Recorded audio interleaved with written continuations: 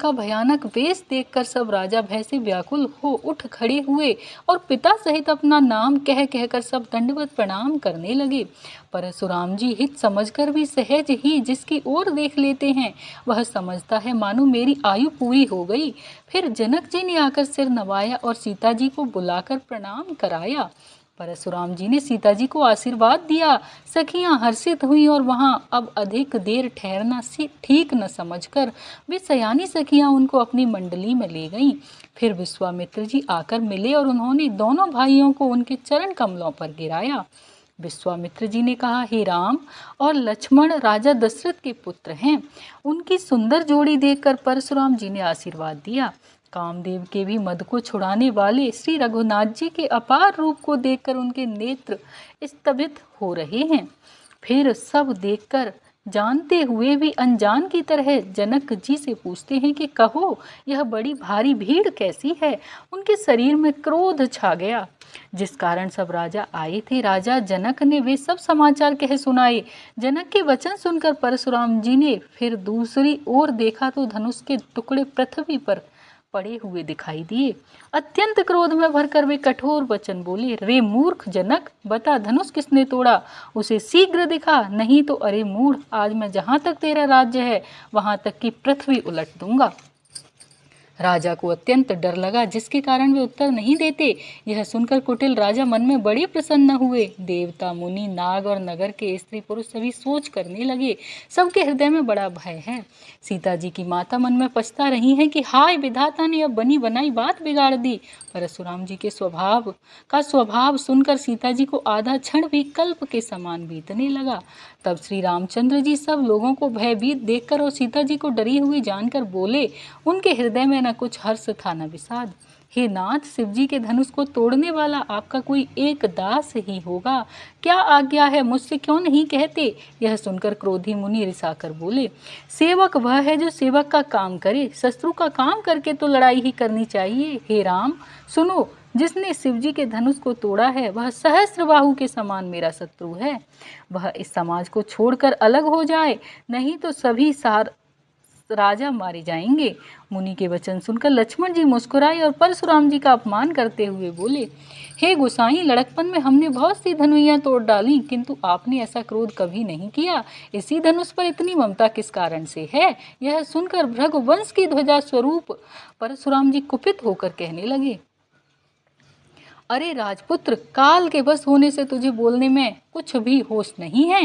सारे संसार में विख्यात शिवजी का यह धनुष क्या तुझे धनु ही के समान है। लक्ष्मण जी ने हंसकर कहा, हे देव सुनिए, हमारे जानने में तो सभी धनुष एक से ही हैं। पुराने धनुष के तोड़ने में क्या लाभ हानि।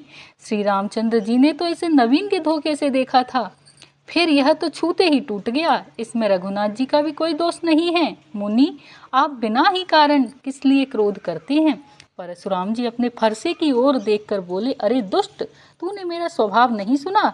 मैं तुझे बालक जानकर नहीं मारता हूँ। अरे मूर्ख, क्या तू मुझे निरा मुनि ही जानता है।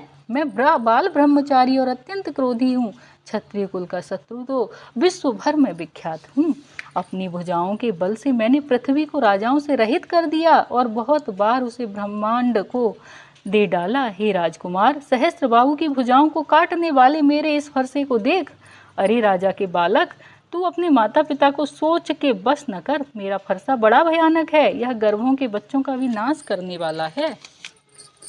लक्ष्मण जी हंसकर कोमल वाणी से बोले, अहो मुनीश्वर, तो अपने को बड़ा भारी योद्धा समझते हैं। बार बार मुझे कुल्हाड़ी दिखाते हैं, फूंक से पहाड़ उड़ाना चाहते हैं।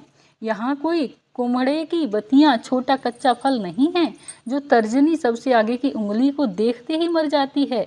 कुठार और धनुष बाण देखकर ही मैंने कुछ अभिमान सहित कहा था। भृगुवंशी समझकर और यज्ञोपवीत देखकर तो जो कुछ आप कहते हैं उसे मैं क्रोध को रोककर सह लेता हूँ। देवता, ब्राह्मण, भगवान के भक्त और गौ, इन पर हमारे कुल में वीरता नहीं दिखाई जाती, क्योंकि इन्हें मारने से पाप लगता है और इनसे हार जाने पर अपकीर्ति होती है। इसलिए आप मारे तो भी आपके पैर ही पड़ना चाहिए। आपका एक एक वचन ही करोड़ों वज्रों के समान है। धनुष, बाण और कुठार तो आप व्यर्थ ही धारण करते हैं। इन्हें धनुष बाण और कुठार को देखकर मैंने कुछ अनुचित कहा हो तो उसे हे धीर महामुनि क्षमा कीजिए। यह सुनकर भृगुवंश मणि परशुराम जी क्रोध के साथ गंभीर वाणी बोले, हे विश्वामित्र सुनो, यह बालक बड़ा कुबुद्धि और कुटिल है। काल के बस होकर यह अपने कुल का घातक बन रहा है। यह सूर्य वंश रूपी चंद्र पूर्ण चंद्र का कलंक है। यह बिल्कुल उद्दंड और मूर्ख निडर है। अभी क्षण भर में यह काल का ग्रास हो जाएगा। मैं पुकार कर कह देता हूँ, हे विश्वामित्र सुनो, यह बालक बड़ा कुबुद्धि और कुटिल है। काल के बस होकर यह अपने कुल का घातक बन रहा है। यह सूर्य कुल रूपी पूर्ण चंद्र का कलंक है। यह बिल्कुल उद्दंड मूर्ख और निडर है। अभी क्षण भर में यह काल का ग्रास हो जाएगा। मैं पुकार कर कह देता हूँ, फिर मुझे दोष नहीं है। यदि तुम इसे बचाना चाहते हो तो हमारा प्रताप, बल और क्रोध बतलाकर इसे मना कर दो। लक्ष्मण जी ने कहा, हे मुनि, आपका सुयश आपके रहते दूसरा कौन वर्णन कर सकता है। आपने अपने ही मुंह से अपनी करनी अनेकों बार बहुत प्रकार से वर्णन की है। इतने पर भी संतोष न हुआ तो फिर कुछ कह डालिए। क्रोध रोककर असहाय दुख मत सहिए। आप वीरता का व्रत धारण करने वाले, धैर्यवान और क्षोभ रहित हैं। गाली देते शोभा नहीं पाते।